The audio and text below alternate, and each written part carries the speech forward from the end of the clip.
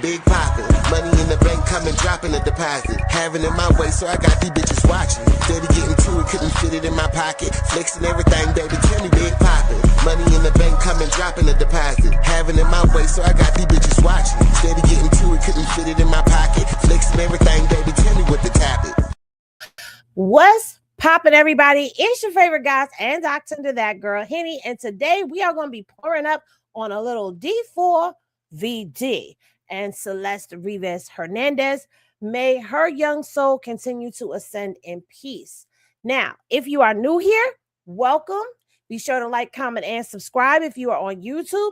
And be sure that you are subscribed if you are over here on Twitch, because we are going to be giving it up in a big way. Now, I know a lot of people have a lot of things to say when it comes down to this David case.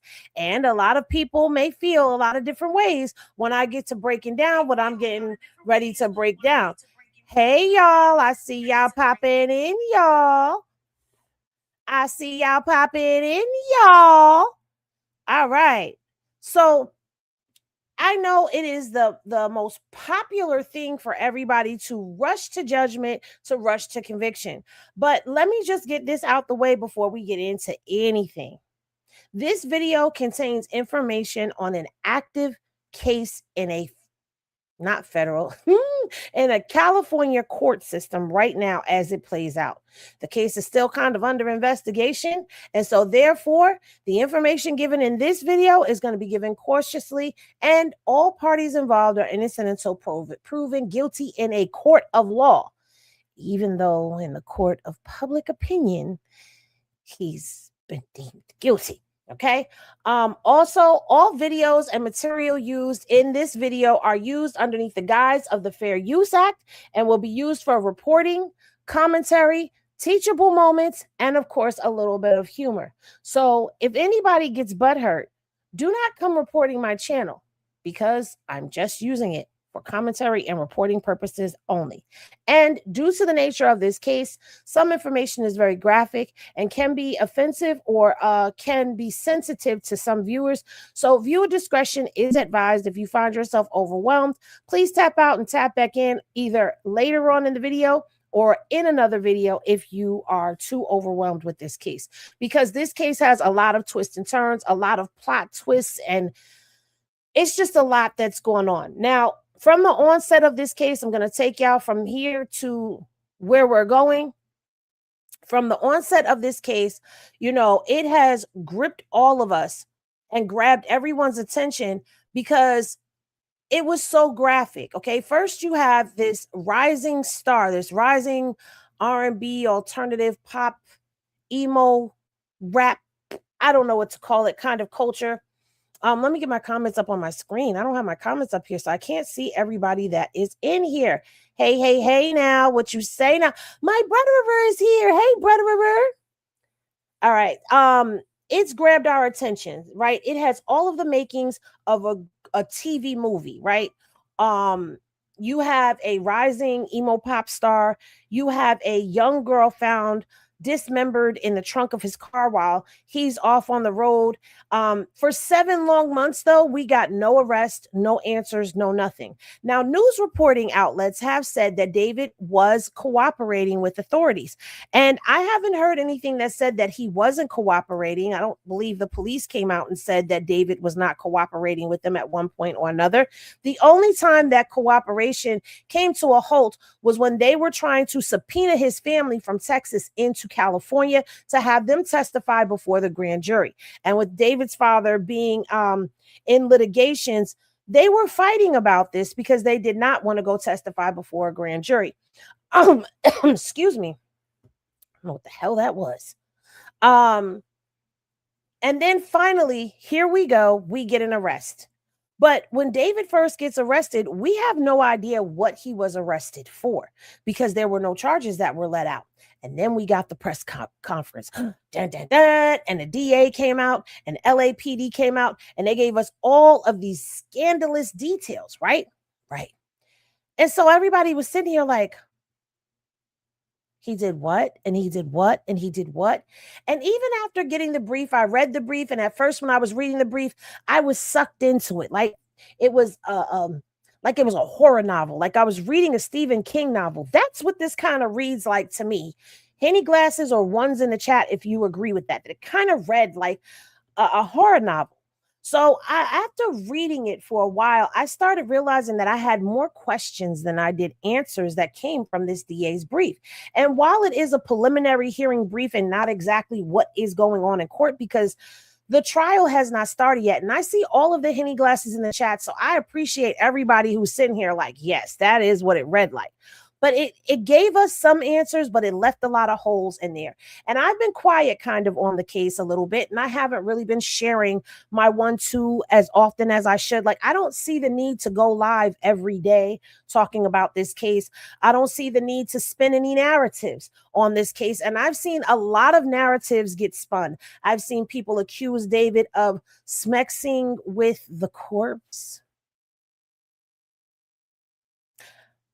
accusing him of wrapping the 2 fingers that were dismembered and taking them with him on tour. I've seen people get the wrong digit. Like, she had a tattoo on her pointer finger. I've seen people confuse that tattoo with the David tattoo. I've seen people change the ages and say that she was 11 and he was 18, making it even worse. And I see a lot of spinning going on in social media. And I've said this before. I'm going to say it again in this video because that's what this video is about. So if you don't like it, you can tap out. You can do whatever you want to do. But I'm going to speak my mind just like everybody else does. I feel that the district attorney's office dropped this brief into our laps to get the frenzy that they're getting now. Because they knew that if they dropped a piece of salacious material like this out to the public, we were going to take it and run with it. And we were going to get all of these spun narratives that we're getting. And people were going to play on certain visual aids. For example, and I'm not saying this to take away from any of the horrendousness of this case, okay? But I see people using videos or pictures, rather, of Celeste when she looks like she's maybe 5, 6 years old, maybe even around the time that she was 11, and then taking the picture of David with a full mustache and his little beard thing, making it look like this is a little toddler girl and a grown man.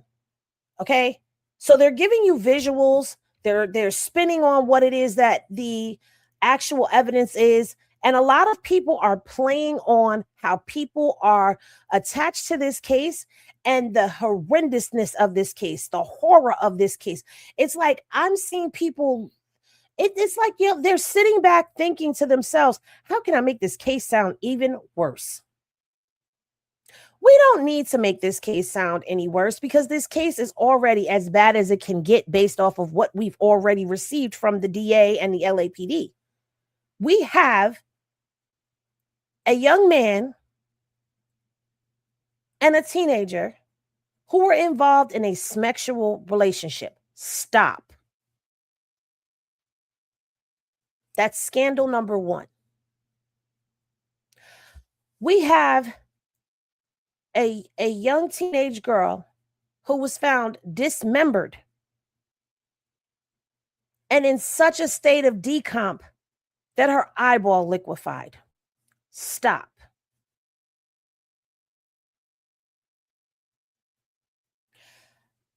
Part of her skeletal remains are exposed on the head.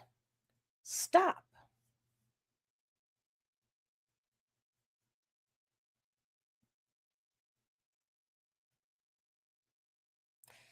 That's scandalous enough. That's horrific enough. Now you add to that the graphic nature that the DA is painting this picture of 2 chainsaws, a shovel, an inflatable pool, a burn cage. Stop. And here's the really graphic portion of it. body was so insect infested, allegedly, that there were flies on the outside of the bags that her body was in that was leaking fluids. Stop. There's no need to make it any worse by adding all of this other stuff to it. And no offense to anybody who truly has a psychic ability, and this is not to everyone who does psychic readings, but for me personally, I do not believe in reading other people's cards, energies, destinies, birth charts, none of that stuff without their permission, because that's considered spiritual grape. But you've got all of these people saying that they're speaking to Celeste in the spirit, yet your stories don't line up. Stop. No, really, stop.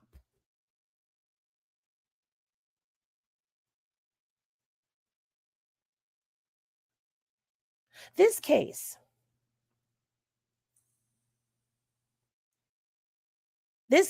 to me is the equivalent of the OJ case. Now, I don't know if anybody else has said that, but it's equivalent to the OJ case in the graphic nature, right? And then I'm going to take it a step further. It's a young Black man and a woman of another ethnicity. Gruesome and horrific. Gruesome and horrific. This is 2026 version of OJ in my eyes. Henny glasses and ones in the chat if you agree. Chat, let me know. Am I off base? Have I told one lie yet? And if I have, feel free to tell me in the comment section.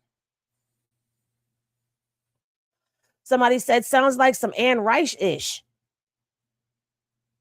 See, it be them Uno card reading heifers. It do. It do. It do.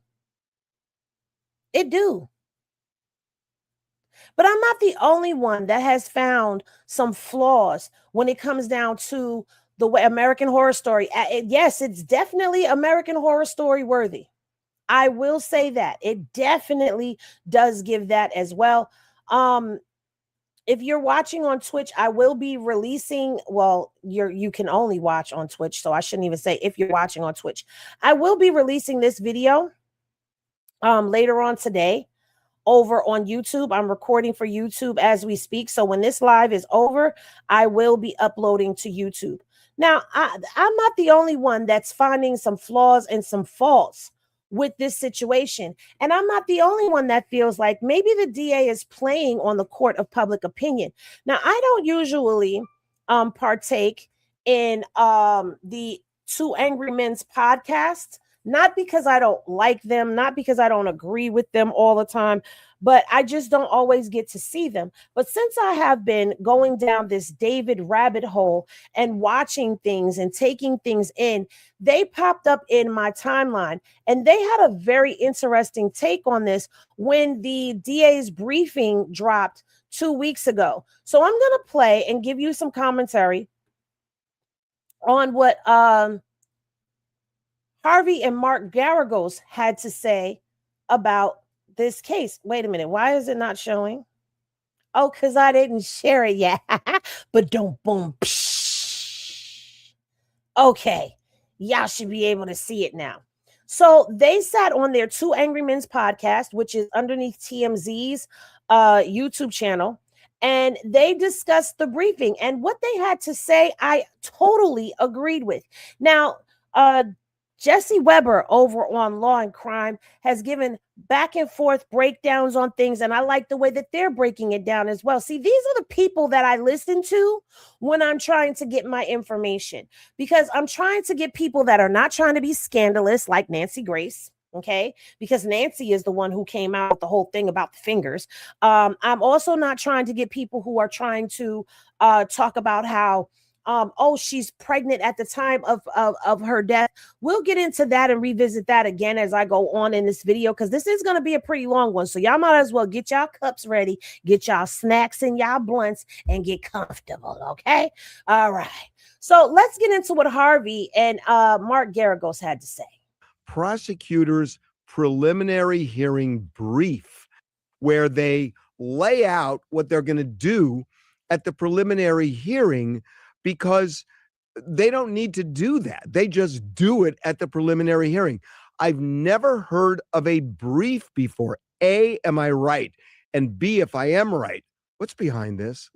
So here you have Harvey, who has covered cases like the O.J. Simpson's case. I believe he covered the Menendez brothers as well, who was telling you that he's never heard of a preliminary brief being done, that you just have this preliminary hearing. So when I said to y'all before that I feel like they dropped this into the laps of the public for us to go after this and yum, yum, yum, yum, yum, do what we do, which is taint the pool of public opinion, which will then become the jury pool. Because I've said this before and I'm going to say it again. People want to say that the court of public opinion does not count in a court of law. Well, here's the thing. When you feed somebody something over and over again, repetitiveness is the best way to have something stick in your head. Remember, you had to go through your times tables and you had to repeat them. You had to do your spelling words. You had to write those spelling words out when you first got them. You would get them and you would have to write the definition of the word. And then you would have to write the word 5 times or 10 times each. I think you had to write the definitions, write the words multiple times, and then you had to write them in a sentence, use them in a sentence, and then you got tested and quizzed at the end of the week on the words that you learned on Monday. But it was the repetitiveness of it all that made it stick into your brain. So if you repetitively keep hearing graphic, gory, horrific, spunt, inaccurate information, that means that those people who are a part of the jury pool now become tainted by the information that they're consuming by multiple platforms. Not only that, then you get the culture of people who bully you when you have a difference of opinion from them. So now you've got people feuding over the facts, and nobody wants to hear innocent until proven guilty in a court of law, especially in a case like this. And with me even saying that, I'm quite sure there'll be some people who say, well, what about justice for Celeste? This is all about justice for Celeste. And I've also said this before, the DA and the LAPD, they have been so careful as to keep things to the chest because they did not want the public to muck up their investigation. So why would you drop this brief if you weren't trying to muck up the trial? It's just something that I'm thinking about. I want to see Celeste, I believe it's Abigail Rivas Hernandez, get the justice that she deserves, no matter what it may look like, no matter who it is that goes down. Because we weren't there. Everything in this video is alleged because we weren't there. So we don't know what really happened. And even if we're reading it in a court doc, this is what the DA is alleging. And this is the stuff that the DA is going to have to prove in a court of law beyond a shadow of reasonable doubt. There cannot be any reasonable doubt in this case. It has to be airtight for them to get a guilty verdict. And I have told y'all since this brief dropped, I have reasonable doubt. But let's let Mark answer Harvey's question. So I just talked to somebody and I said, conservatively, I've probably done 10,000 cases and thousands in the criminal courts building. And I think I've only seen less than 10. He's done thousands of cases and he's only seen less than 10 preliminary hearing briefs. Less than 10.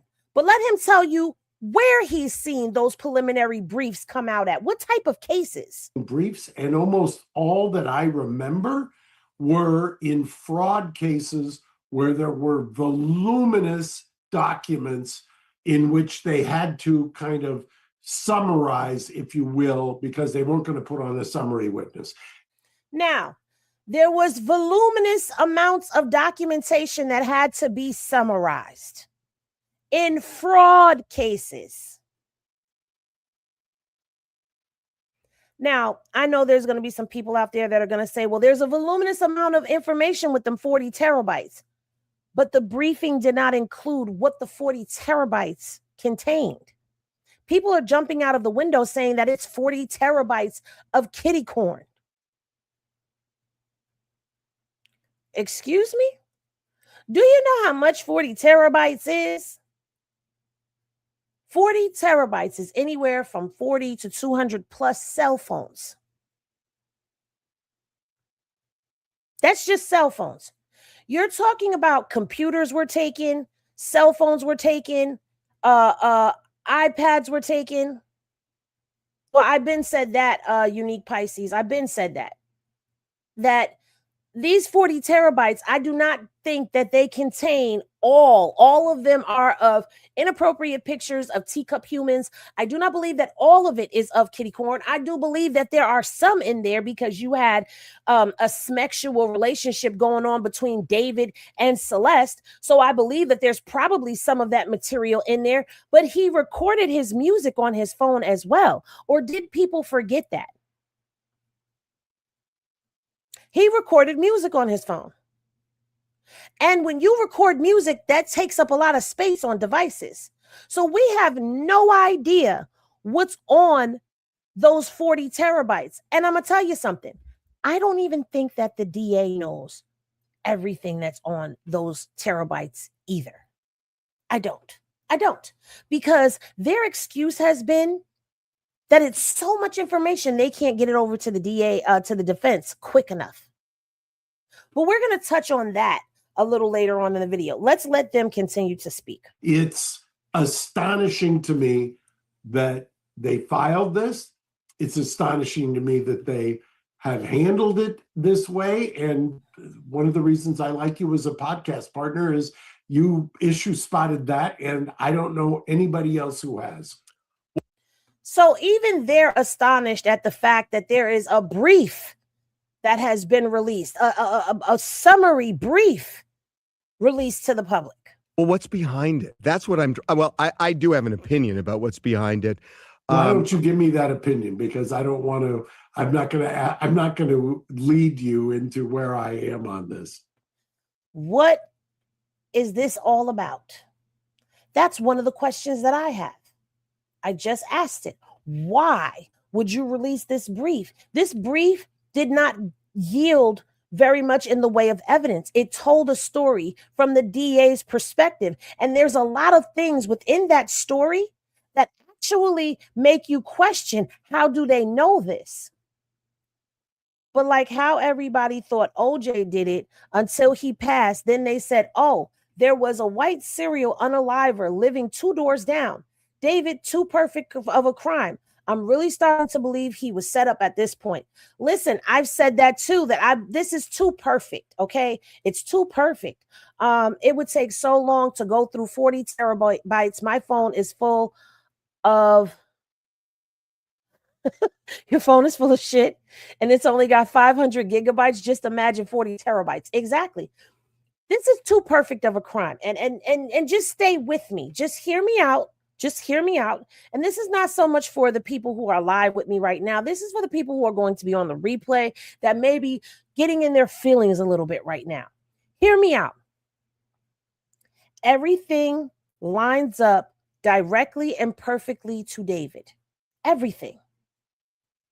It doesn't leave a room for any reasonable doubt for it to possibly be someone else helping him, or for him to be set up. It doesn't leave any of that, okay? It gives you that it's just him. That it's just him. And that leads me to believe they've got grand jury witness testimony. Who got a deal if there's other people involved? And I've got a list of questions that I'm going to give to y'all before the end of this video. And I want to know from the chat if y'all feel me on those questions as well. I've been doing a podcast for 4 years, all record on my computers, all recorded on my computers, external hard drives. 2 6 terabyte ones is full. The other is a quarter full. Do you hear that? 4 years. And that's the other thing. It takes years. That's what they're saying. This is about, I forgot how many years or how many days it said. Like you would have to be recording 24/7 for, I think it said about 4 years for you to fill up 40 terabytes of information. So yeah. I mean, I don't know how to say this where it doesn't sound harsh, but it kind of felt like a press release to me. Yeah, it's exactly what it was. And it was a way to push back on what everything that has happened and to slime the jury pool and obviously him. I mean, Stop. It was a way to push back on everything that happened. Well, what has happened, Henny? Well, let me tell you what had happened.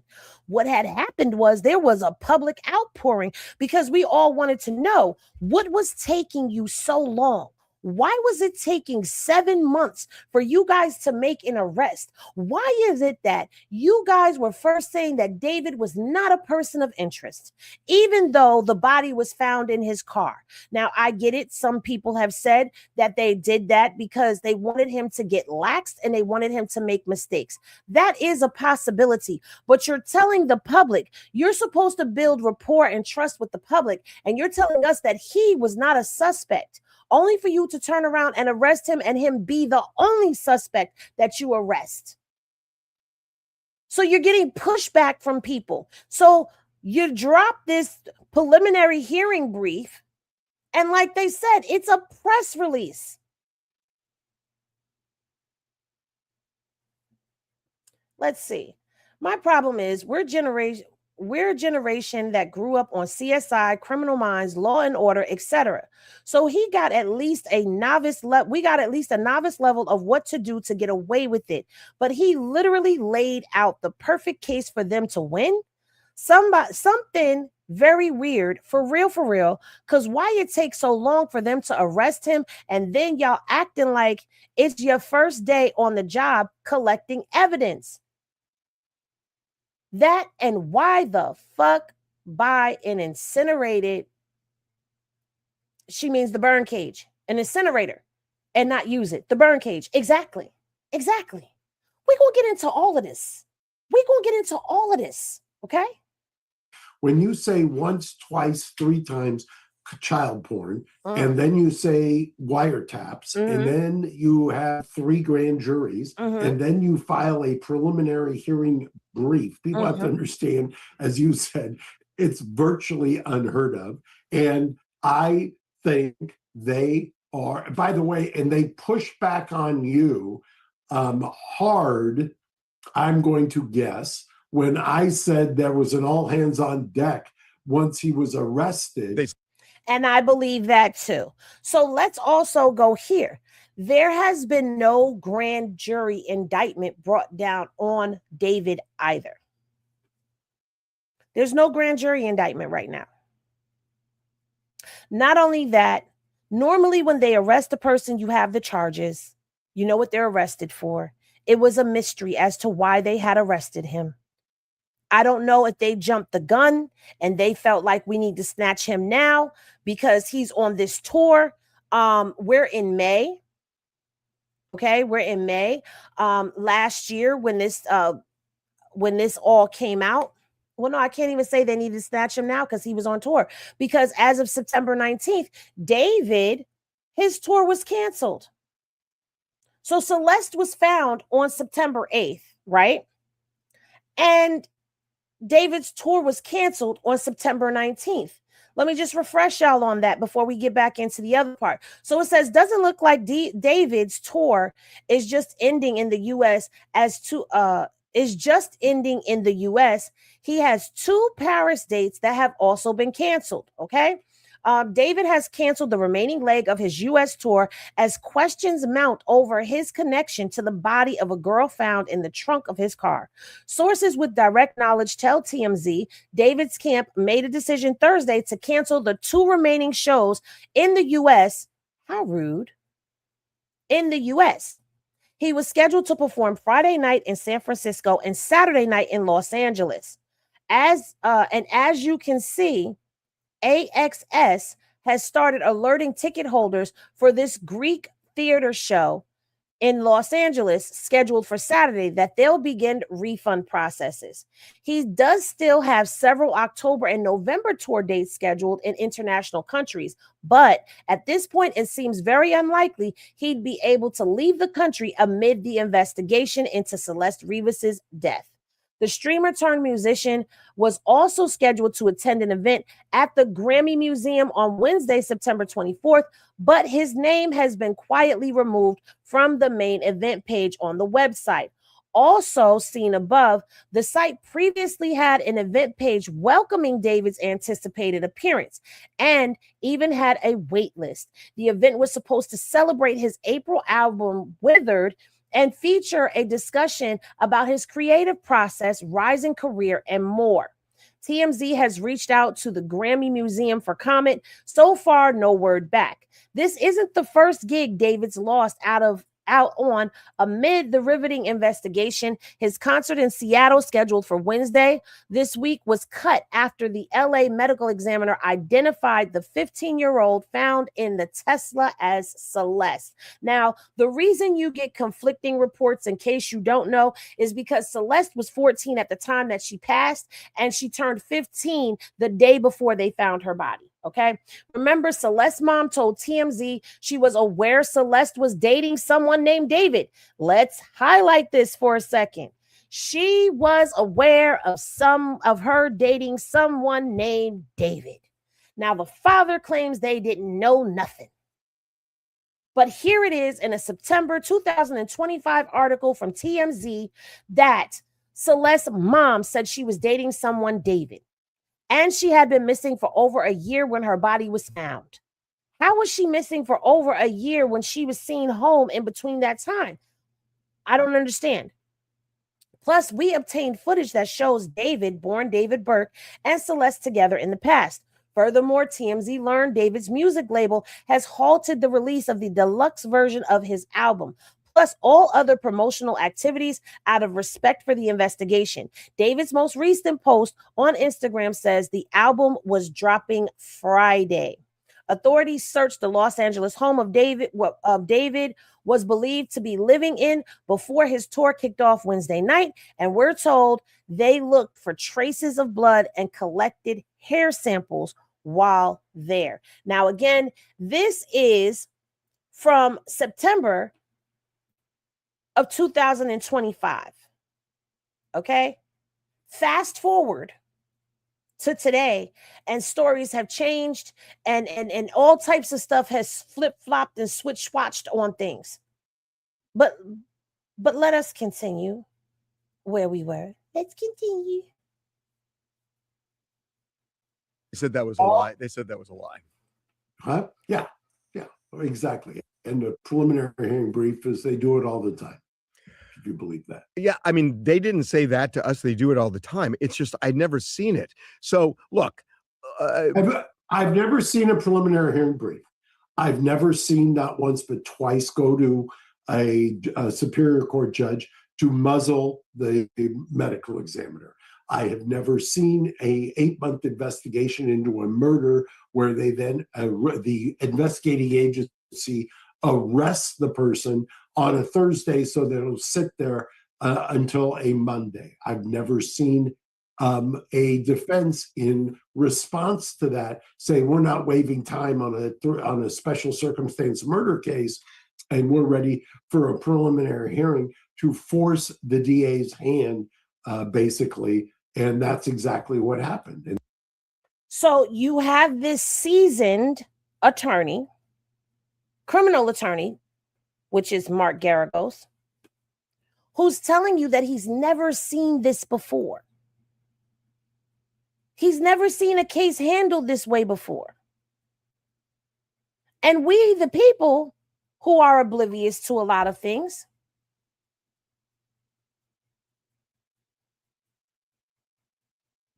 earn rewards by trying turbo. I don't know what turbo is, but y'all find the turbo and hit the turbo. I don't know. But anyway, they've never seen this happen before. So if you, as the average person, such as myself, are confused by the way a lot of this is happening, then yeah, excuse me, we have every right to be confused because even a seasoned attorney is confused.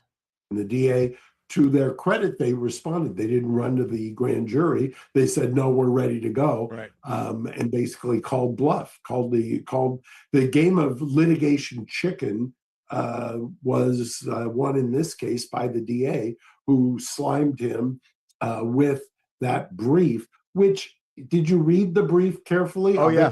Oh, yeah. And did you have a takeaway from that? So Mark Garagos keeps saying, thank you, brother, for giving out the subs. It was me. I didn't mean to go anonymous. So he's basically saying it. He's saying it. What I'm saying, he's saying it.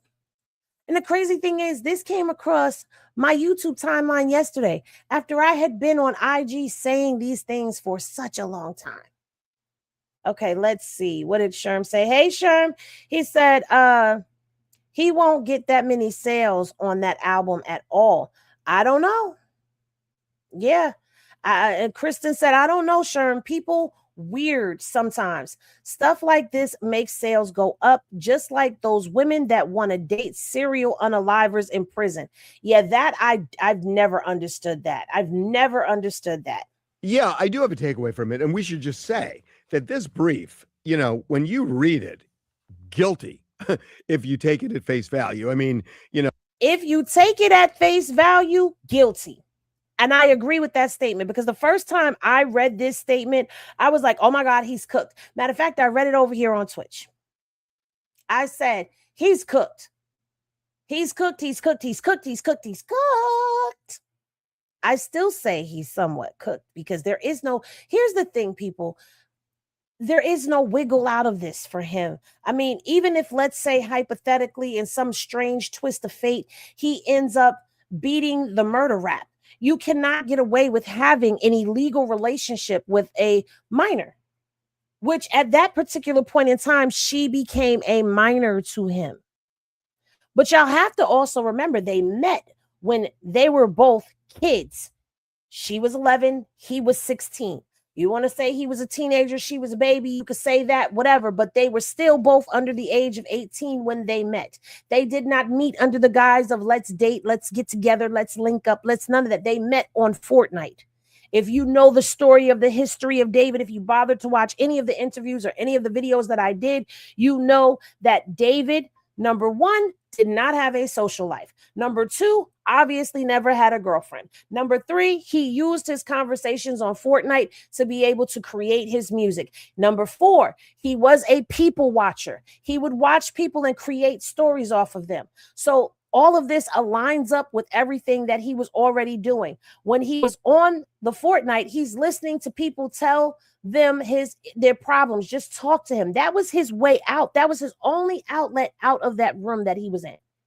Okay. He was in isolation. He was homeschooled, did not have a social life. So now this is how they ended up meeting and linking. Now, some are going to say that it was predatory. That is also speculation. We don't know that. We don't know that. There's nothing that has come out that said that it was predatory. On paper, we have no evidence of that. We haven't been to trial yet. So we haven't even gotten an answer as to how this all started. Why did it start? Why were you drawn to Celeste? We don't have any of that. But people are speculating and they're speaking as if it's facts, and you don't have all the facts. The guy lures her, Celeste Rivas, to his house, you know, after she threatens to expose their relationship and ruin his career when he's got an album coming out 3 days later. And then an hour after she shows up, he makes this mysterious drive to Santa Barbara. He orders a shovel from Home Depot. He orders chainsaws from Amazon, body bags, heavy-duty garbage bags, laundry bags, a blue inflatable pool, and they find pieces of the pool in her body. There is a finger that they never found, which was presumably cut off, which has a tattoo that matches one of his tattoos. Actually, that is the wrong finger. He did not cut off the finger with the identifying tattoo. It's alleged that he cut off the finger that had his name. And my question with that is, because again, I have questions and I'm entitled to have my questions just like everybody's entitled to have their opinions. If you're going to go as far as to remove the finger that has your name on it, why wouldn't you remove the finger that has the identical tattoo that you guys shared? Why wouldn't you remove that too? That's identifiable. That's a question. Why not remove both of them? Why leave one behind? And on and on and on. So here's my takeaway, that when you read it, he's simply guilty. Yeah, it's still circumstantial because, the one weird thing I will say before I get into my take of it, here's the weird part. They don't say they have any eyewitnesses, and presumably they didn't. So how do they know that he watched her bleed out, that he stabbed her and then watched her bleed out? How do they know that? Because something is not being said. The defense's statement that was released, if you also have that, speaks volumes in the precision of how they skirt their interpretation of the evidence. Now, that is a very good question. And that was a good point that Mark just made. Either they are able to say that they know that he stood there and watched her bleed out because they have something that they're not saying, or it's something that they put in there as an assumption. And what is it that they would have to have? A video or an eyewitness testimony. The way the briefing reads is as if they were there watching everything that happened. It reads as if they witnessed it. So to me, that tells me that there's somebody that turned over. But here goes my other question. Let's just hypothetically say that there is another person who was involved and that person decided to roll over on David. Why would the DA give this person a pass? And I say give them a pass because there's been no other arrests in this case as of this moment. While it's said that there could be other arrests, it seems like they are only focused on one person.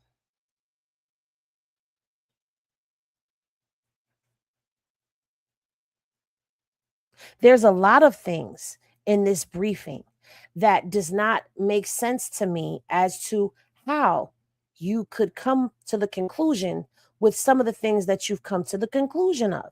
Okay? For example, when they get into all of this, they go into, where is it at? Right here. At approximately 8:40 p.m. on April 23rd, 2025, David sent an Uber to transport Celeste from her Lake Elsinore home to his residence. Stop. Now, that means that they have Uber records. That's common sense, right? But that means that this young lady left her home and got in an Uber. And nobody said nothing. Nobody knew nothing. Nobody asked her where she was going, who she was going with, when is she coming back. Let me tell you something. When my kids walk out of my door, when they walked out of my door, I had to know who, what, when, where, why, and how. Who you going with? What y'all going to be doing? When is this supposed to be taking place? Where is it going to take place? Why is it taking place? And how you getting there and back? My kids couldn't just walk out of my door without saying anything to me. I had to know what they were doing, and they had to check in. And if they changed locations, they were to call me. And I also had tracking on them. So you're telling me that she walked out of her home and hopped in an Uber with no problem. It doesn't say that it picked her up from the liquor store down the street, because remember, TMZ reported to us that she had run away and they had video surveillance of her running down the street and running down past the liquor store. It doesn't say that. It says she left her residence. So the Uber pulled up to her house, skirt, and drove her to David's house. And nobody asked her any questions. Okay. They communicated before and during her Uber ride, which dropped her off at David's Hollywood Hills home at 10:10 p.m. Now, the Uber ride is documented. We already know that. If you've ever taken an Uber, a Lyft, a share ride at all, you know that you can get the trip location. Okay. Approximately 10:30 p.m.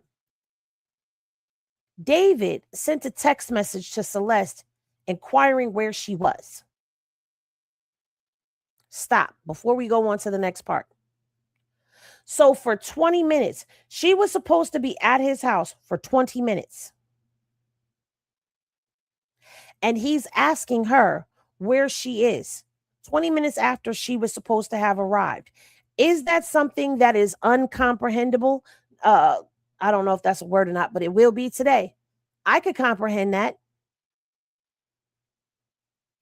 But the DA goes on to say, the people contend this was part of David's premeditated plan to cover up the murder, as she was already dead by this time.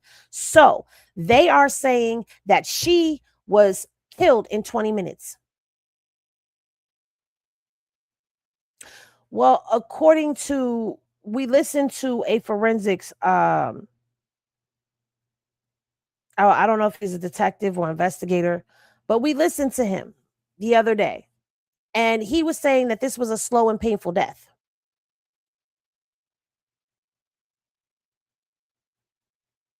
"20 minutes.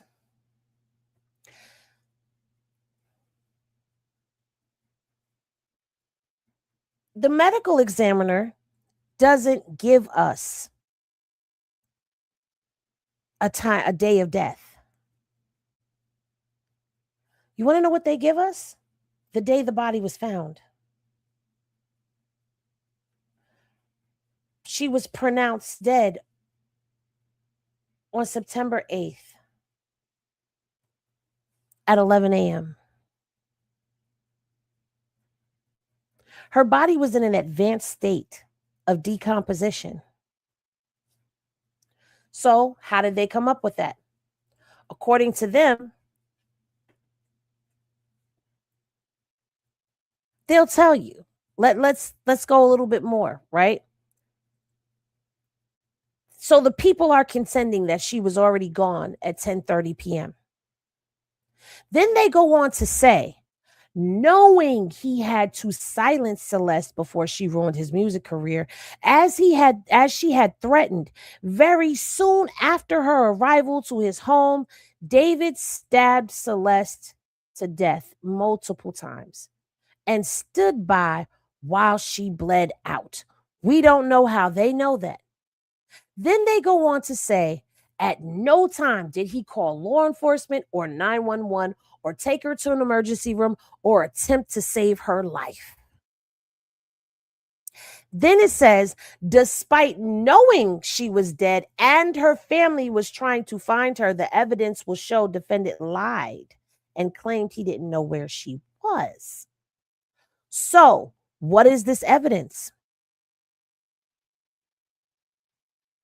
Because the evidence that we need to know is, how do you know when she died? How do y'all know that this text message asking her where she was fraudulent and part of a cover-up? We are missing that part of information. Now, let me explain why I'm doing this and why I'm asking these hard questions. Because too many people are reading this and not asking questions. Too many people are reading this and plugging in the holes. Too many people are taking this at face value and not critically thinking. We are missing evidence here. We cannot jump to a conclusion of anything until we have all said facts. That's why. I'm not saying it like this because I'm debunking or debating what the briefing is saying. I'm breaking it down like this for people to think. because we've become too lazy of people to where we wait for someone else to give us the information. And half the time they give us information and it's not even accurate. And we take it on face value. We don't take it and think and sit with it like, okay, you know what? We still need some evidence here. Because how do you know the time of her passing? How do you know that he stood there and watched her bleed out? How do you know that he didn't attempt to save her life? How do you know that he was lying when he said that he didn't know where she was? How do you know? Then they go on to say, in fact, the defendant drove to Santa Barbara County immediately after Celeste died, attempting to dispose of her property and destroy evidence. Stop. How do you know that? Is it because you found her passport card in January of 2026 out there in that area? Do you have surveillance? Did the license plate reader scan and you caught him throwing something out the window? Because SF Investigates drove that road and there's license plate scanners down that road. So we know how you know he was there. You might have checked cell phone tower to see where he was pinging off of.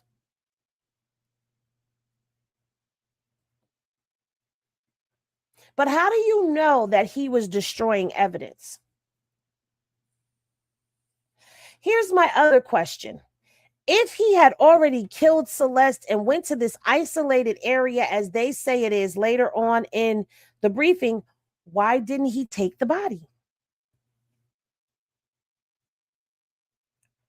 Or did he take the body and it wasn't to destroy simple evidence? Did he take the body? But then the question becomes, where did he put the body? Because animals would have gotten to the body. Again, here's another piece where evidence is missing. Another piece where evidence is missing, okay? And that's why we have to wait. All right, so then it says to destroy evidence at approximately 11:30 p.m. on April 23rd, 2025. He drove away from his home and called Celeste's phone asking where she was. Stop. If he called her phone, how do you know what he said?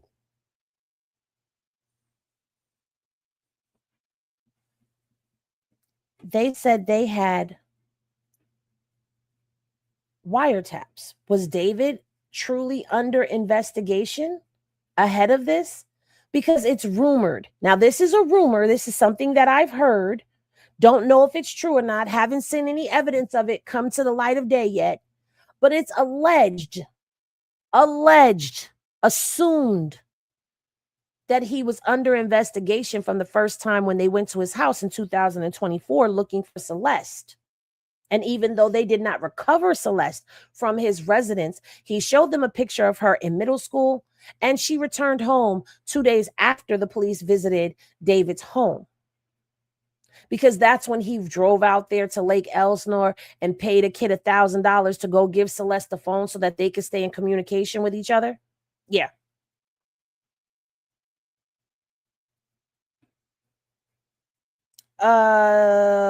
Question is, didn't they say it was a text message? Well, they said at the top that he texted her at 10:30 and asked her where she was. And now they're saying at 11:30, which is about an hour later, he called her phone and asked where she was.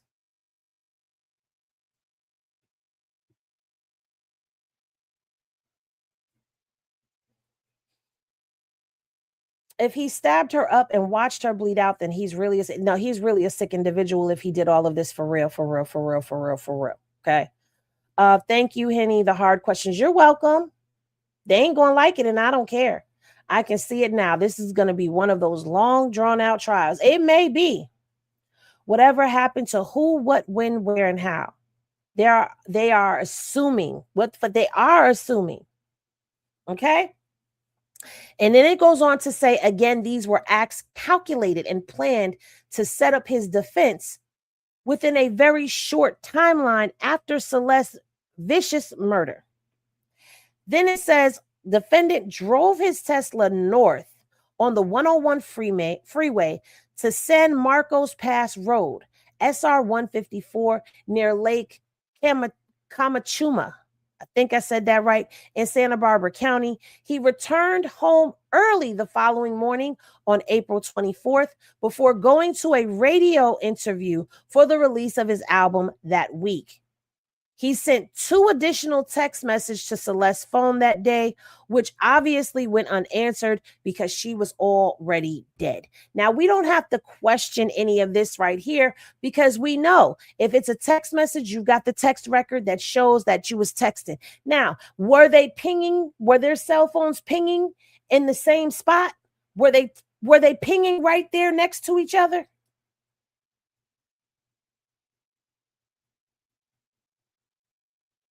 We don't know because that was never said in the brief. Now, after April 26th, David never attempted to contact her again. Can't question that as far as how do they know that. But it does bring into question, why did you stop texting her after the 26th, which is only 3 days later? We could spin and we could speculate.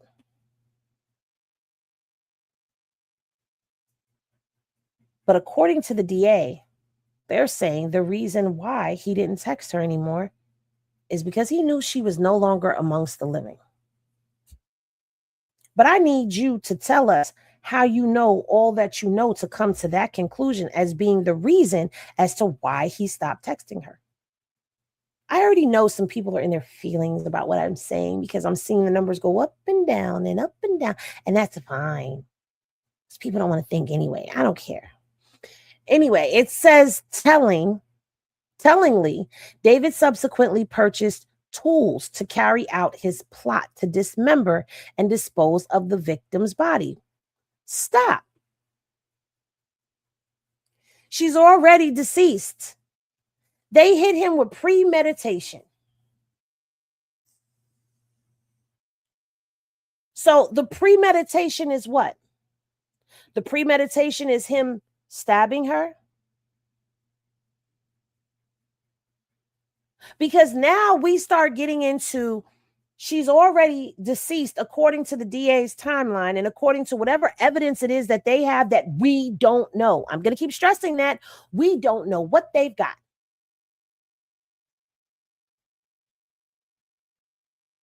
Well, don't try to figure out the puzzle, Sherm. Just listen. I'm not trying to figure it out. What'd you say? She said that could have been because she wasn't responding anymore, so he just stopped reaching out. That's a speculation, but that's also a possibility. Another speculation that could be a possibility is the parents have taken her phone in the past. Let's say she never showed up to his home. Or what if she showed up to his home and maybe, I don't know, her dad, an uncle, somebody tailed her? I mean, not that this is what happened, but I'm just saying he could be thinking, well, damn, they might have just came and snatched her up and took her back home. He might have thought her parents took her phone again. But then again, even with that speculation, the Uber says she arrived at the house. So who was in the Uber? We don't know. We don't know. We have to wait till they start the trial and they start revealing how they know this. There's ring footage. Did you see her going in the house? We don't have that information though.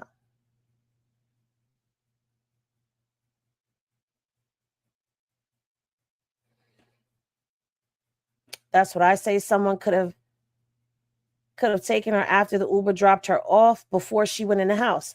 Possible. Don't know. Exactly. There's so many possibilities because we don't have the answers. All right.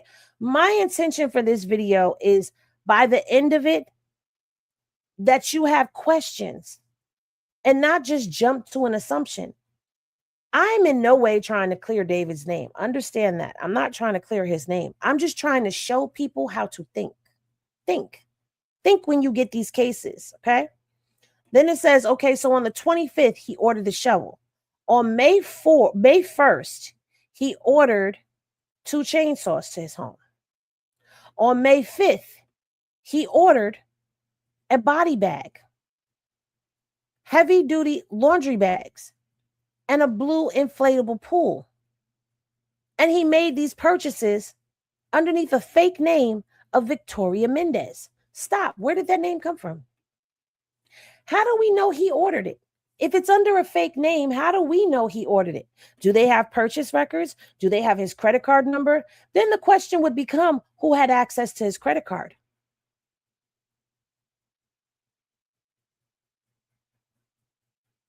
It's not unheard of for people to have access to people's credit cards. Now, the defense's timeline jumps from May 8th because it says on May 8th, he returned to the Santa Barbara County, leaving his home at 11:30 p.m. And then returned to the area again on May 31st. What happened there? How did we jump? How did we jump from May 8th all the way to the 31st? What was going on in between there that the DA did not tell us? I'm going to show you now. See, on May 11th, David left for Asia. That's what's not in the DA's brief.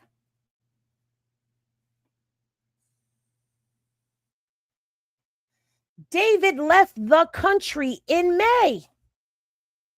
So you're saying she was killed on the 23rd. On the 24th, he ordered a shovel. On the 1st, he ordered the chainsaws. On the 8th, he ordered the body bags, the pool, the this, the that. And on the 11th, he left and went on tour across country. But according to FS Investigates, his Tesla was spotted driving around the neighborhood. It was moving around the neighborhood because the red Tesla that Josh, his manager, was driving was in the garage.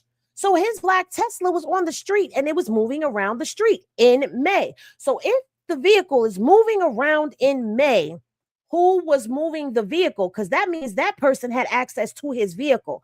And where was that person during the time that David was off on the road on tour? Where were they at? Because somebody was moving the vehicle, allegedly, because it said that he's seen on camera. It's seen on camera that that vehicle was moving through the neighborhood during the month of May. David was in Malaysia on May 13th.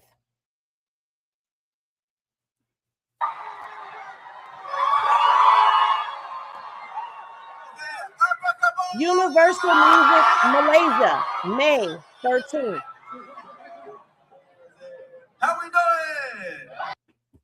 That's proof. May 13th. Let's get back over here. May 14th.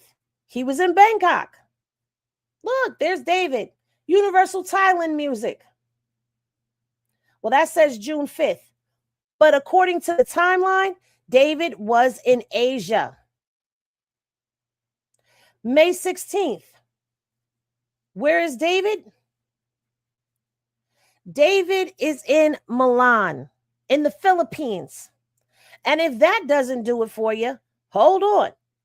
I got another video for you of him in Milan. Hold on. Where is it? Let me close that out. Let me find my video. Hold on, because I have it. Did I lose it? Don't worry. I'll get it back. I'll get it back right now.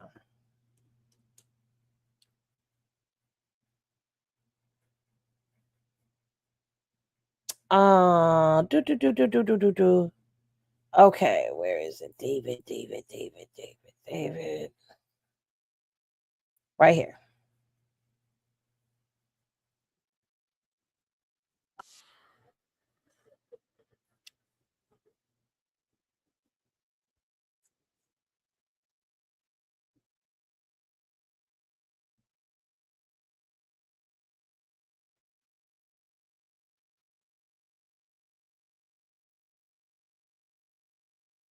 There goes David.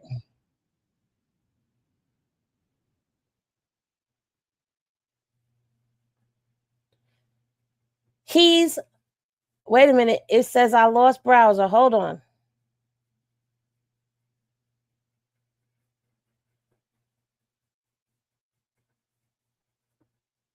He's not in the country, y'all.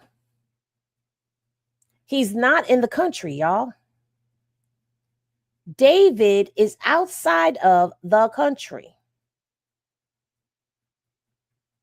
But the DA's brief doesn't tell us that. Now, does it? Again, I'm not coming at the DA trying to dismiss anything that they have put out there. Where the hell is my email at? Uh-oh. Oh, Reggie. Oh, no, there it is. Okay. The 17th, he is in Indonesia.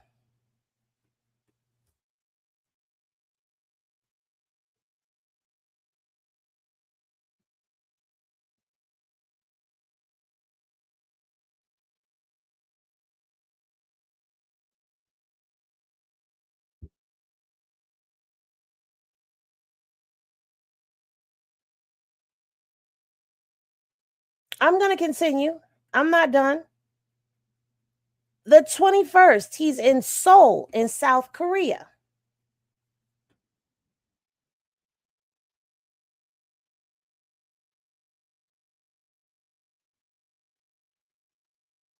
And as a matter of fact, I can do you one better on that video because David put on a whole concert. It was a whole concert that he put on. Where's my concert video? Right here. Look at this. This was a whole concert that he put on out there.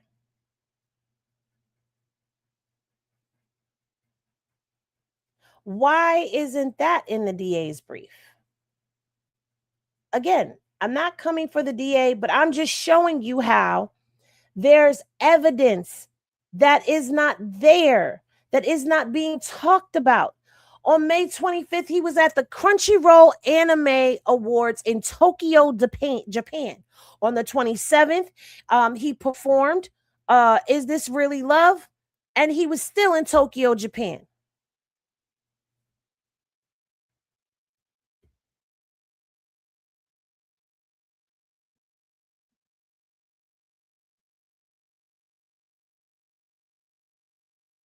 Can't play it. He has TikToks of him in Tokyo, Japan.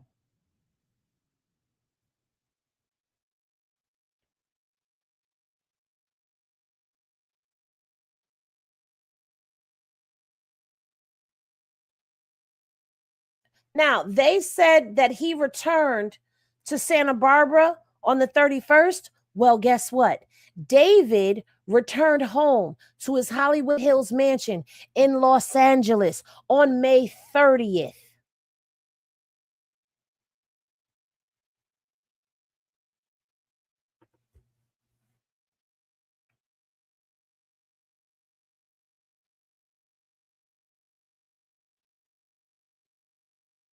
Hold on.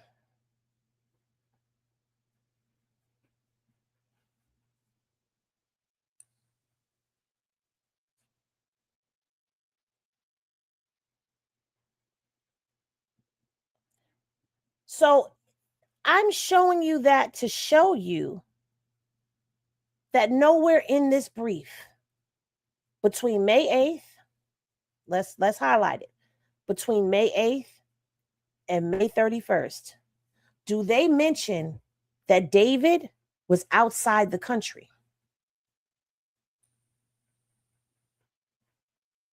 Nowhere does it mention that. But that has to come up at some point in time.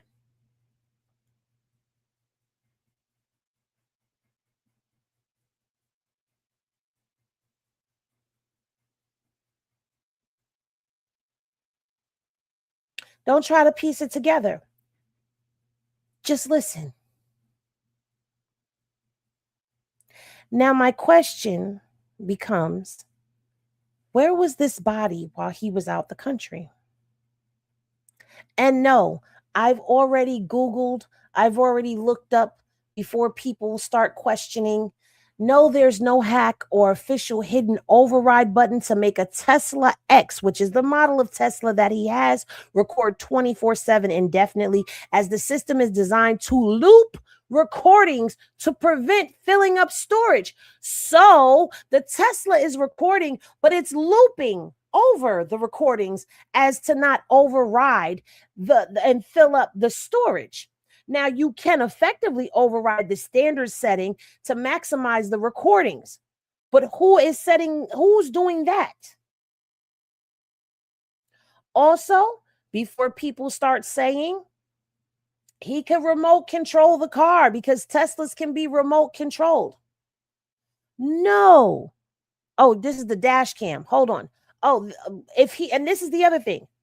The record feature must be turned on. So no, you can't override it, number one. And number two, no, you don't have to manually turn on the dash cam recording feature every time you drive, provided it's set to auto.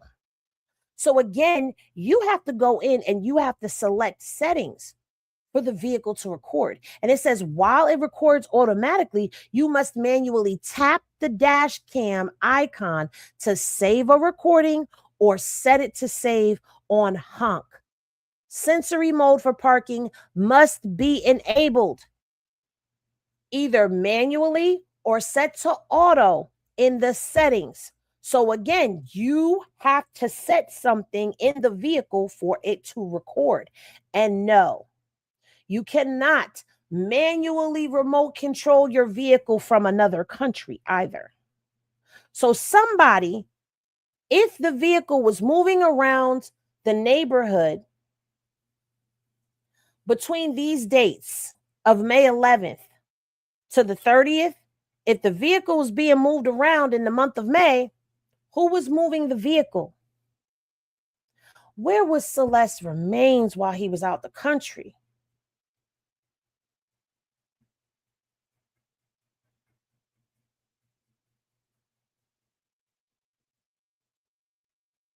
We don't have answers to none of those questions. So for people to be coming out here talking like we have definitive information and this is exactly what it is, we don't have that, people. Not at this immediate moment, we don't. We haven't even gotten that far in the case.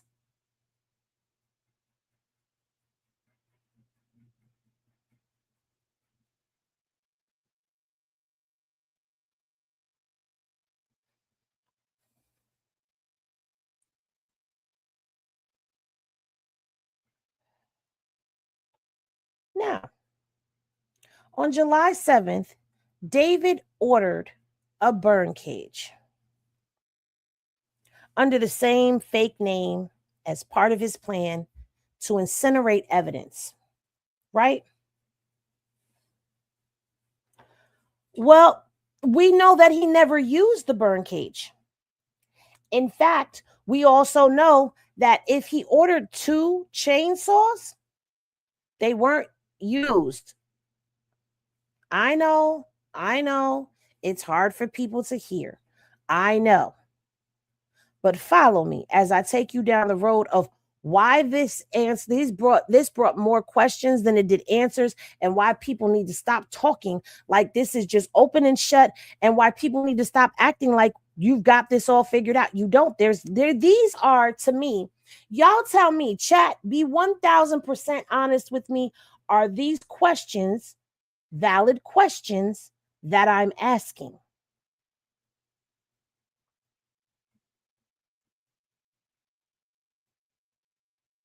So they're saying that she was deceased on April 23rd. And they are saying that her body was somewhere all this time. But we don't know where. I've just shown you he was out the country for half of the month of May. Where was her body at for him to come back home on May 30th? And y'all are telling us that on July 7th, he ordered this burn cage. And shortly thereafter, he took horrifying measures to destroy and discard the victim's body. After placing her body into the blue inflatable pool to prevent her blood from spilling onto his garage floor, defendant used a chainsaw and perhaps other tools to cut off her limbs.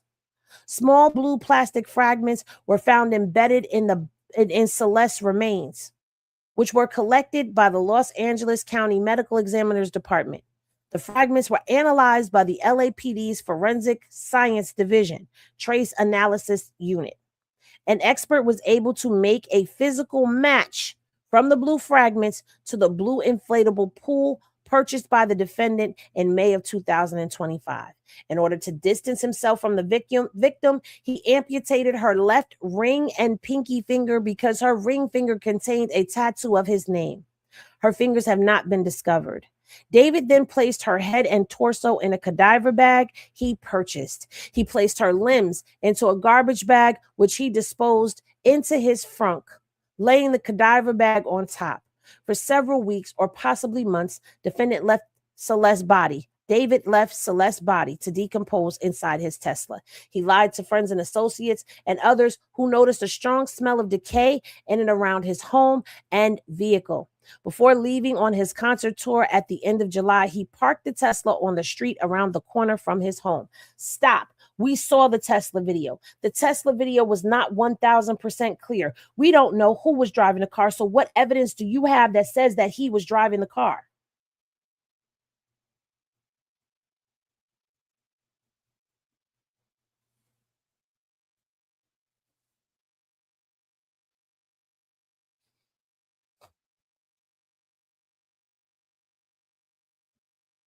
Questions. The way they are speaking in this whole section right here about the dismemberment of Celeste's body. Rest in peace to Celeste. Jesus Christ, this is so horrific. They're speaking as if they were standing right there, watching every move that he made. So is somebody talking, or is there video evidence?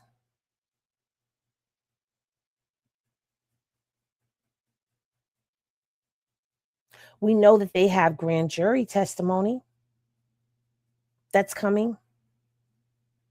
They never said via video evidence, photographic evidence.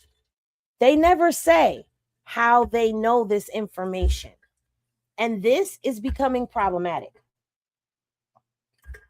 Now, I do not have the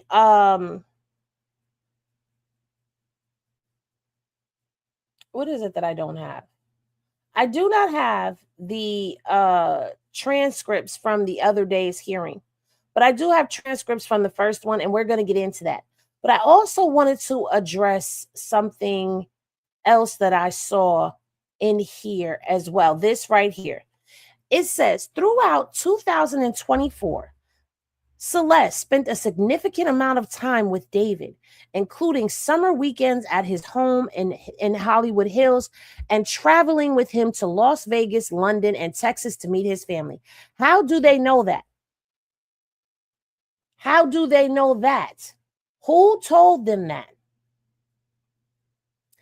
And I know a lot of us had questions about how she could get outside of the country without her parents' without her parents' consent.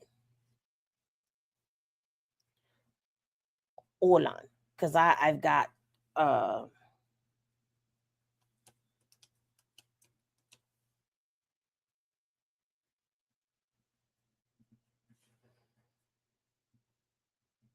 on, baby. Hold on. Celeste, in order for her to be able to get out of the country, this is so long ago that I did this, and just never bothered to like come live because I be having my own little thoughts in my own little world. How y'all doing out there, chat? Y'all good?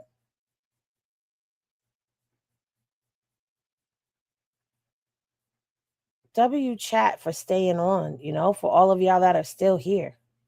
Because people have come in and left. So they don't want to hear what we got to say. They don't like it. I already know. But thank you for not coming in here and being disrespectful either. I can appreciate that. All right. Let me see if I can get this brought down.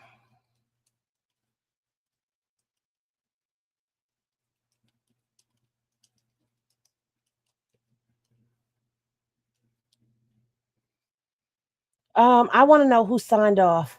Well, she probably already had a passport. She's El Salvadorian. So I believe she already had a passport. Now, here's the thing. U.S. minors can travel outside of the country without a parent being physically present. But international travel for a 13-year-old still usually involves a passport, airline bookings, hotel stays, border custom processing, and some level of adult involvement or authorization, okay? For travel to London, the UK specifically, at the time of their travel, U.S. citizens generally did not need a traditional tourist visa for short stays. And this was a short stay, okay? Now, if she did need how did she get a visa? How a 13-year-old would travel internationally at all with an 18-year-old touring artist? How would she even be able to do that? Okay. Minors usually need a passport, parental consent documents, notarized travel letter, custody documents, if relevant. Okay.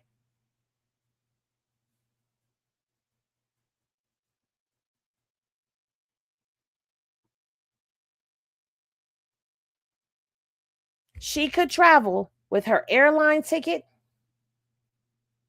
and a notarized letter and her passport. So someone could have forged a notarized letter. There was money involved. And if she was in London with him in 2024, David was on his My House Is Not a Home tour in 2024. See, this is from 2024. And she was not gone for just a day or two.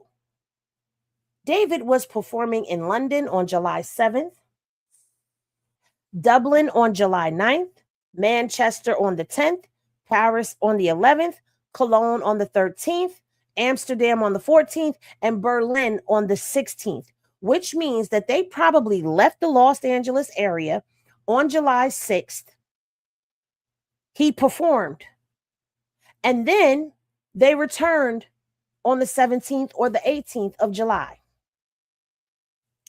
But my question still goes back to, because now we see she was out the country.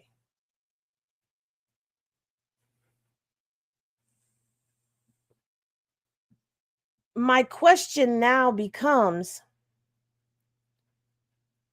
how do they know that throughout 2024, Celeste spent a significant amount of time at David's with David, including summer weekends at his home in the Hollywood Hills? How do they know that? Because somebody within his circle is talking, of course.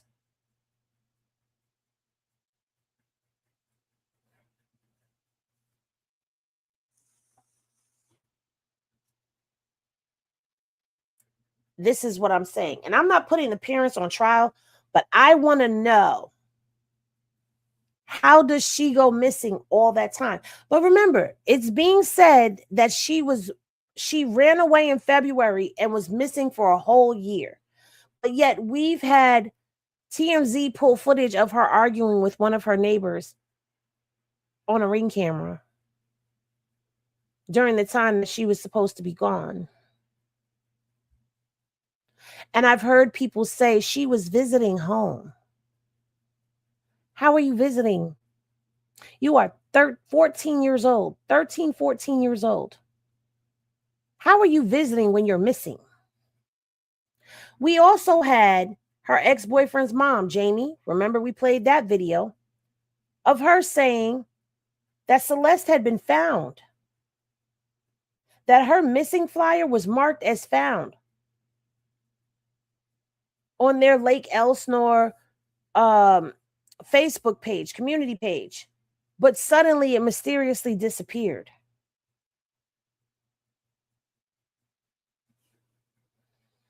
Really just the passport. I know someone used to send their kid to Mexico to family for the summer without a letter. They just bought the ticket and dropped them off at the airport, and they were like 12. Well, I know I used to send, and this is not internationally, but I used to send my kids from New York to Florida to spend the summer with my mom. I had to give a notarized letter. I also filled out information on the airline, like it was like the airline website, or I would have to fill out a paper one way back when, but I would fill out information that they were unaccompanied minors. But I had to give a notarized letter, and I had to show my ID when I dropped them off. My mom had to show her ID when she picked them up, and then vice versa. And we had to tell them who was picking them up. So I do know that there are notarized letters that can be in play.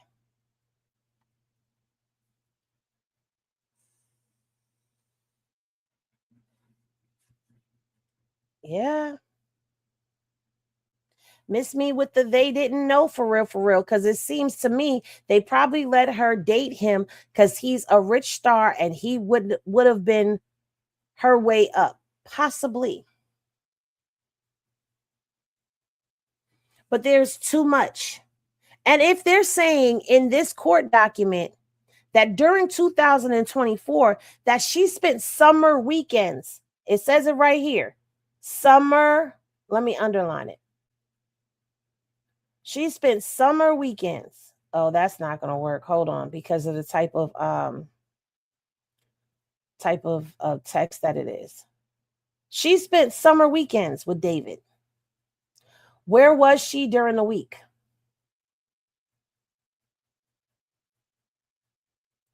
If she was there on the weekends.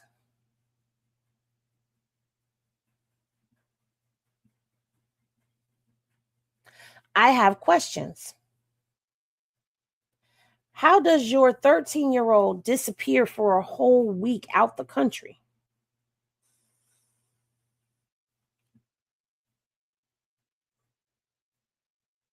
And here's the thing. She was not kidnapped.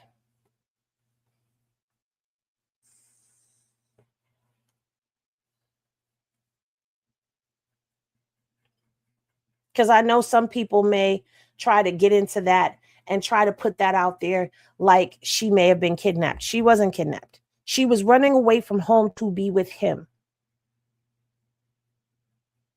She was running away from home, which is something that, according to the ex-boyfriend's mom, Celeste, and the ex-boyfriend, Damien, this is something that Celeste said she was going to do. Then there's also Gus. I remember 7 months ago talking about Gus. When I first started talking about this case, I brought up another guy named Gus, and Gus was older than Celeste as well. Gus allegedly ended up being unalived, was pumed down in the streets on some street shit. But that's allegedly 2 boyfriends ahead of David that we know of. What is going on in the household? Don't know. Damien's mom alleges that there was some type of physical abuse that was going on in the household. And his mom too. His mom said that they saw bruises and marks on her. His mom said that CPS went to the house.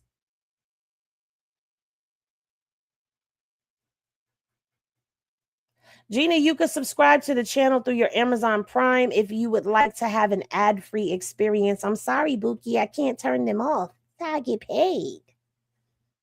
He may have been sending money to the parents to help to pay their bills to keep quiet. Don't know. Didn't the parents know this dude was grown? We don't know. Because at first the parents knew that Celeste was dating David or dating a David, and then they don't know David.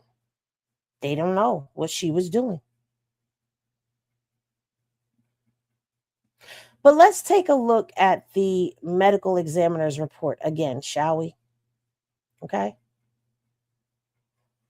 In the medical examiner's report, I have a few things highlighted because I don't want to take you through the whole thing, but let's get into this, okay? It said that there were 2 penetrating wounds on the torso with a smooth edge that may represent sharp force injuries, okay? The wound on the upper abdomen penetrates the liver, and the wound on the left chest penetrates one of the left intercostal spaces with disruption to the adjacent rib cortical surface.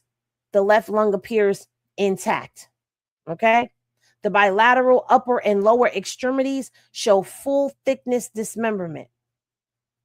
Multiple other skin and soft tissue defects are present without apparent associated and internal injuries. Postmortem toxicology performed on liver tissue shows the presence of low levels of ethanol, which may be due to postmortem changes or ingestion, and does not appear to be contributory to her death. So at this point in time, the low level of ethanol, they cannot tell if that came from decomposition or if it came from ingestion because of the advanced state of deterioration of the body. Okay. As we get down into here, it gets into the deceased identification. All right. There's something that I wanted right here. Tattoo present on her right finger. Second, this one right here says shush. That finger is there. Anyone who is giving y'all information that is telling you that the shush tattoo is not there obviously did not read the medical examiner's report, which is why I say people need to be mindful of the things that they are saying when they are saying these things out loud, and make sure that they are well read and versed in this. Okay. Now, as far as the eyes, because I saw someone saying something about he removed the fingers and he did something to the eyes because it was, you can't talk about me and you can't see me. It says they could not assess the eyes due to severe post-mortem changes. Not because they were missing, not because they were damaged, but because of severe post-mortem changes. That's why. Okay. When it gets down to her head, it says the head is partially skeletonized with an absent left eye. There is liquefaction of soft tissues. Pause. They could not examine them. The left eye was liquefied.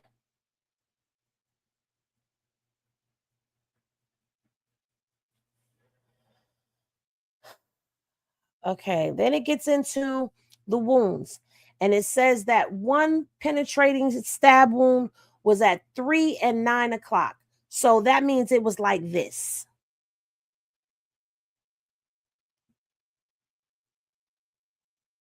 Like this, I mean. Okay, and it was from front to back. The other one is on the left lower chest, and that one went left to right. Okay. Multiple superficial linear abrasions are also noted on the right hand. I don't know what dorsal hand is. On the upper lower extremities. Listen to this right here, because this is important.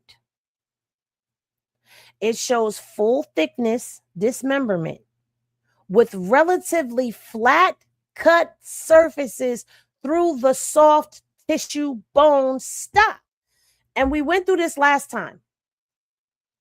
A chainsaw does not leave relatively flat cut surfaces, but something else could. Something else mechanical, something else electronic could have done this. And it has to be something that's electronic because it snatched up pieces of that pool and embedded them inside of these cuts that were there in order for her to be dismembered.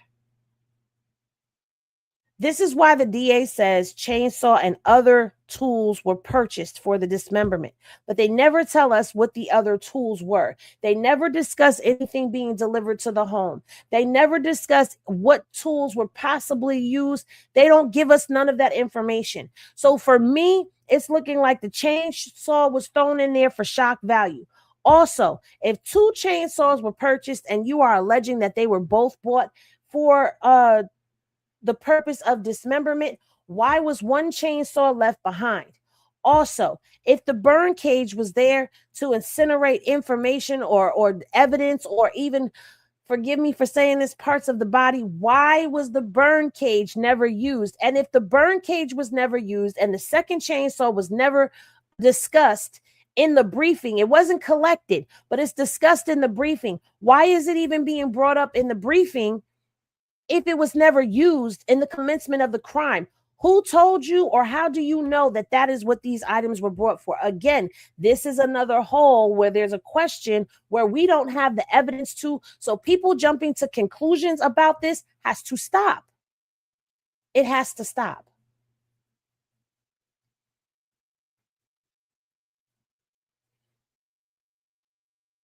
Okay. In her stomach, it says that there was nothing in her stomach. The contents absent. Pill fragments absent. So there is nothing in her stomach. Now that could be because of decomposition, because she was in an advanced state of decomposition. Let's get into the female reproductive tract again, because remember, the medical examiner's report went from no to unknown when it asked if she was pregnant within a year. And I think people keep forgetting that there is a portion in there that asks within a year. It does not ask if she was pregnant at the time of her being deceased. It asks if she was pregnant within the year.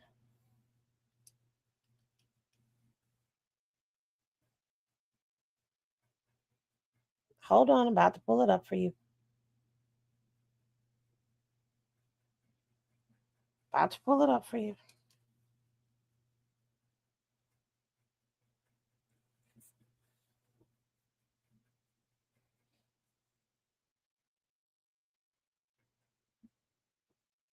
All right, we got it.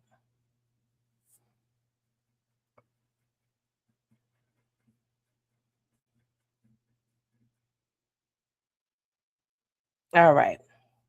So let's look at this question. It says, descendant pregnant in last year. In the last year.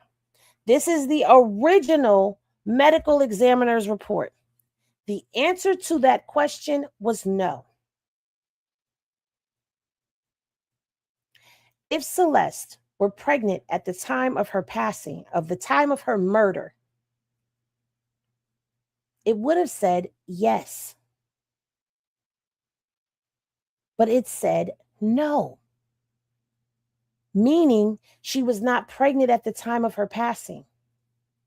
But they said no to her being pregnant within the past year. All right, when we get here to the medical examiner's report, because it's addressed here. A baby goes in your uterus, for those who don't know. It says the uterus was present and not enlarged and without endometrial lesions and hemorrhage. If there were a baby in her uterus, if there was a fetus in her uterus, or if there was any type of sign that a fetus could have been in her uterus, it would say so in the report. What it says is female reproductive tract findings, severe postmortem changes noted.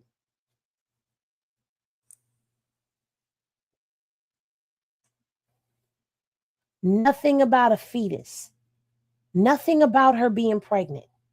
Nothing. Okay? Now, I showed you the old one. This is the new one. This is the amendments, I mean, to the old one, okay?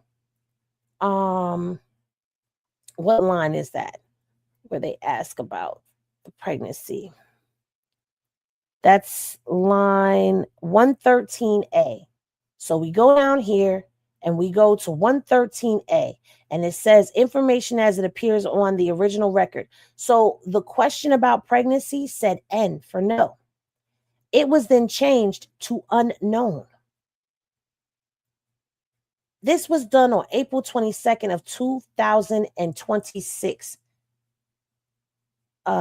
Yeah, that's when it was updated. Well, when we go back into the briefing, they talk about David and Celeste having text conversations about pregnancy, about terminations, and about Plan Bs.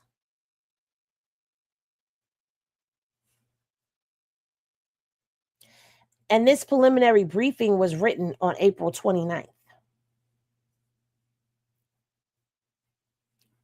Was it? Hold on.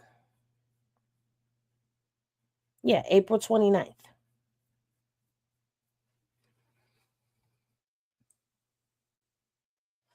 Is it a coincidence that on the 22nd it was changed? Well, when was David arrested? Well, why don't we look that up? When was David arrested?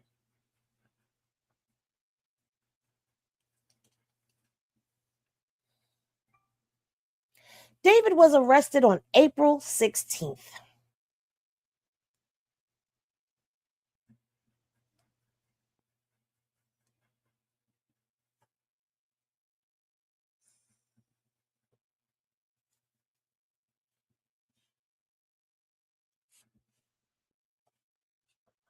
So they changed the death certificate to unknown.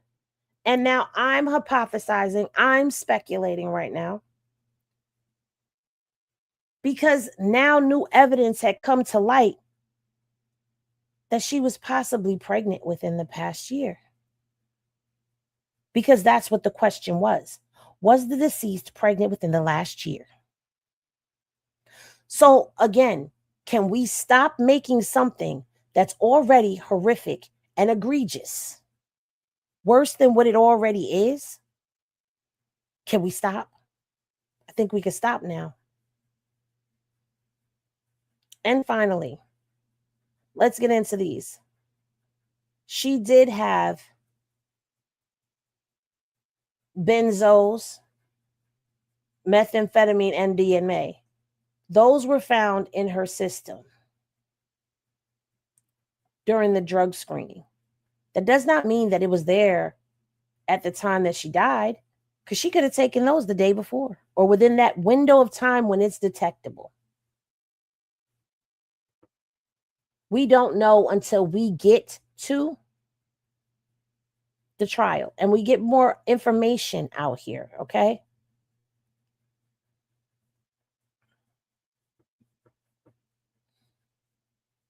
Sorry, I was highlighting stuff. Another one in the report, in the investigative summary report, the right index finger with the shush on it was still there. Okay, again, the shush was still there. Now, for those who are believing that narrative that David was doing some strange things with Celeste's corpse, at the time that her body was found, she was wearing a tube top, underwear, leggings, and socks.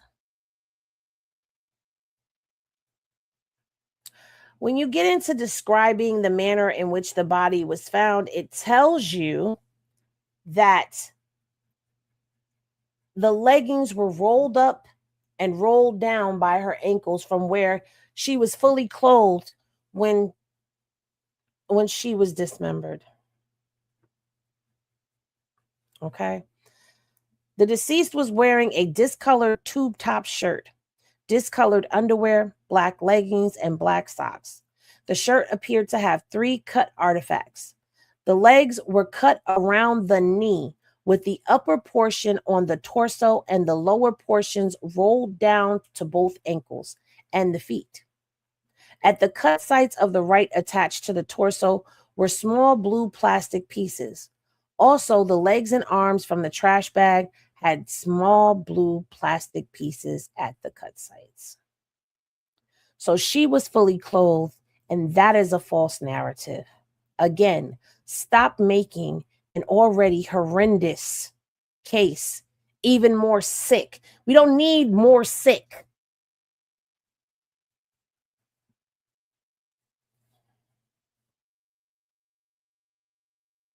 We don't need more sick. And all this really does is it shows me just how sick people are as a society. This is a horrendous and egregious case where a young girl deserves justice and where we need to know the truth, not some story time that's going to have us hanging on the edge of our seats. In the beginning, I said that the DA's briefing read like a Stephen King novel. In chat, I stick to that because that's what it sounds like. But this isn't a Stephen King novel. This isn't American Horror Story, the TV show. Instead, this is an American Horror Story in real life. There's a family that's grieving. There's 2 families that are grieving. Whether people want to acknowledge David's parents or not, that's on them. But as a parent, there's 2 sets of families that have been changed forever because of this case. One family is grieving and they will never see their loved one again. And that is the Rivas Hernandez family. Another family is grieving because there's a possibility that while they'll be able to see their loved one again, their loved one is never coming out of that jailhouse. In fact, there's a possibility that their loved one may be losing their life. Because the DA has said they will go for the death penalty.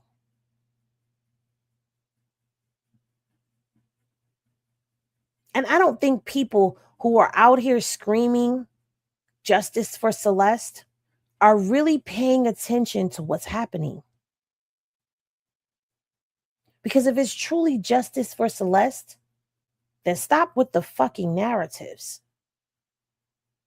I literally just went through all of that paperwork and all of the stuff that I went through to show that we don't have all of the facts. In fact, while we learned some things, we have more questions. So for people to be going live every day, reading Reddit posts and doing all types of stuff to just keep the algorithm going, be mindful of what you put out there and who could possibly be consuming it. I would never want to be a mother to come across somebody's video where they're spinning such egregious narratives.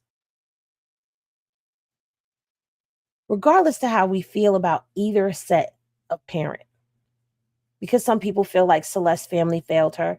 Some people feel like David's family failed him. Some people have more sympathy and empathy and sorrow for Celeste's family, and they have none for David's family. But these are families that were ripped apart. Lives changed and altered forever. And when this case is over, those of us who are not affected by it will just move on to the next case. But the sad part is many of us won't think back to the damage that we've caused. Chat, what say you on this?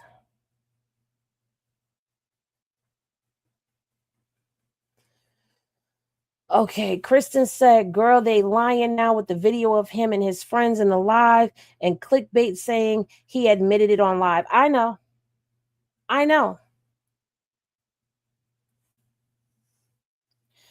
You don't know the context of whatever they're talking. That's just like everything.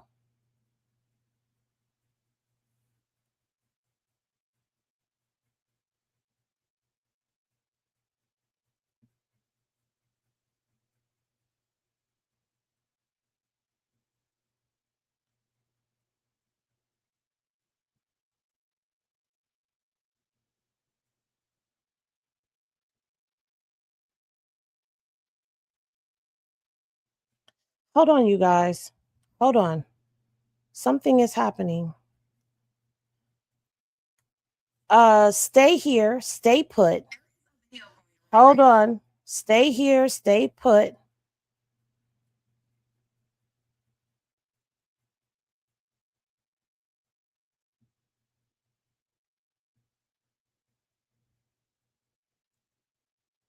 Hold on. Okay. Well, at the end of the day, we know that there is a lot that has been going on. But y'all, that's going to do it for this. If you're on Twitch, stay here. That's going to do it for this spill. Y'all let me know what y'all think down in the comment section below, and I'll see y'all in the next one. Stay here.